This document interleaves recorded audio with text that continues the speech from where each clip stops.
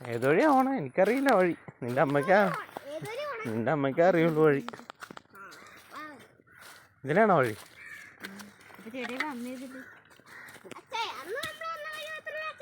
ആ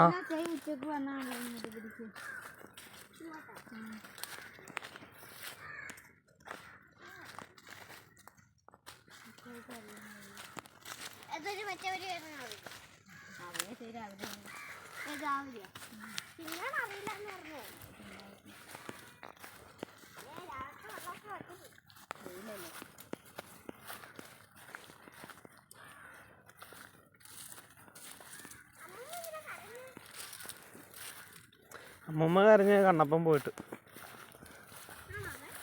അല്ല, അമ്മ പോയിട്ട്.